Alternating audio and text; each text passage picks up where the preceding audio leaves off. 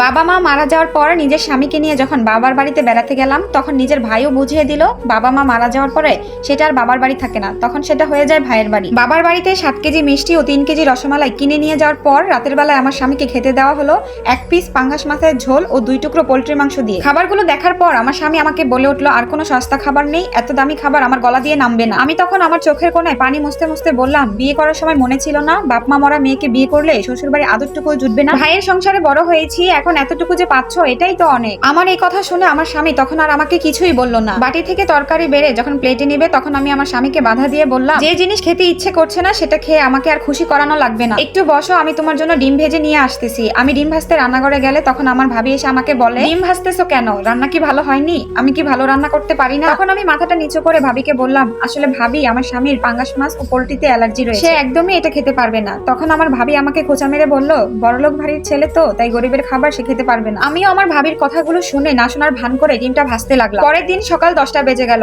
এখনো কোনো নাস্তার খবর নেই। এই অবস্থা দেখে আমি আমার ভাবিকে ডাকতে গেলাম, কিন্তু গিয়ে দেখলাম দরজা বন্ধ, আবার ফ্রিজেও তালা দেওয়া। আমার ডাকাডাকিতে ভাইয়া ও ভাবি রুম থেকে বেরিয়ে আসলো। ঠিক 10:30টার দিকে আমার ভাইয়া তখন আমাকে বলে উঠলো, কিরে ছুটির দিনে এত ডাকাডাকি করছিস কেন? তখন আমি আমার ভাইয়াকে বললাম, ভাইয়া 10:30টা বেজে গেছে, এখনো তোমাদের জামাইকে নাস্তা করাতে পারিনি। ডাকছিলাম ফ্রিজের চাবিটা নিতে, নাস্তার জন্য ফ্রিজ থেকে ডিম ও কিছু সবজি বের করে নিতাম। এই কথা শোনার পর আমার ভাবি পেছন থেকে বলে উঠলো, আরে আর বইলো না, ফ্রিজ তালা দিয়ে রাখি তোমার ভাইয়ার জন্য, তুমি তো জানো তোমার ভাইয়ের ডায়াবেটিস, তারপরেও ফ্রিজ খুলে শুধু মিষ্টি খায়, এজন্যই তালা মেরে রাখা, তুমি আবার অন্য কিছু মনে করো না। তখন আমি আমার ভাবিকে বললাম, কই রাতের বেলা যখন ফ্রিজ থেকে ডিম নিলাম তখন তো ফ্রিজ নক করা ছিল না, আর আমার ভাইয়ার যে ডায়াবেটিস নেই এটা আমি ভালো করেই জানি। এই কথা শোনার পর আমার ভাইয়া আমাকে আমতা আমতা করে বলে উঠলো, আরে তোর ভাবি ঠিকই বলেছে, ইদানিং আমার ডায়াবেটিস দেখা দিয়েছে। আমিও তখন আর তাদেরকে কিছু না বলে রান্নাঘরের দিকে চলে গেলাম নাস্তা বানাতে। সকালে নাস্তা দিতে প্রায় 11:30টার বেশি বেজে গেল। তখন আমার স্বামী খাবার টেবিলে বসে আমাকে বলে উঠলো, দরকার কি ছিল এখন নাস্তা বানানোর জন্য, একটু পরে না হয় দুপুরের খাবারটা একসাথেই খেয়ে নিতাম। এই কথা শোনার পরে রাগান্বিত হয়ে আমি আমার স্বামীকে বললাম, চুপচাপ নাস্তা খেয়ে ওঠো। তখন আমার স্বামীও কিছু না বলে নাস্তা খেয়ে ওঠে। নাস্তা খাওয়ার পর আমার স্বামী যখন খাটের উপর একটু রেস্ট নেওয়ার জন্য শুচ্ছিল তখন আমি তাকে বললাম, অনেক হয়েছে শ্বশুর বাড়ি বেড়ানো, এখন ব্যাগপত্র গুছাও। আমার স্বামী তখন অবাক হয়ে আমাকে বলল, গতকাল বিকালেই তো আসলাম, এখনই চলে যাব?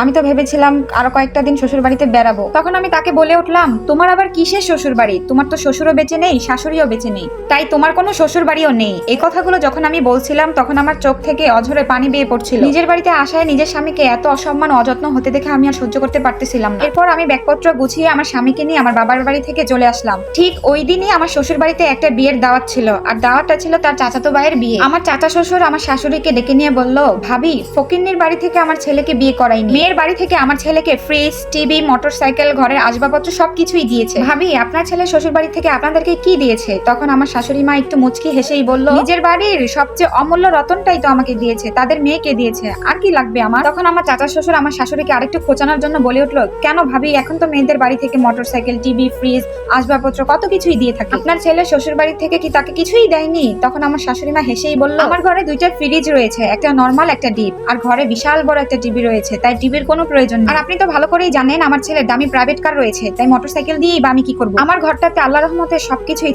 ছিল না শুধুমাত্র একটা মেয়ে, তাই তারা দয়া করে আমাকে তাদের মেয়েকে দিয়েছে, আমার আর কিচ্ছু চাই না। আমার শাশুড়ির মার মুখে এইসব কথা শুনে আমি আর আমার চোখের পানি ধরে রাখতে পারলাম না। তখন আমার শাশুড়ি আমাকে দেখে বলল, এই তোর সমস্যা কি? কিছু হলেই তুই নাকের পানি চোখের পানি এক করিস কেন? সেই কোন সময় ধরে এত সুন্দর করে সাজলি আর এত সহজেই সাজগুলোকে নষ্ট করে দিচ্ছিস?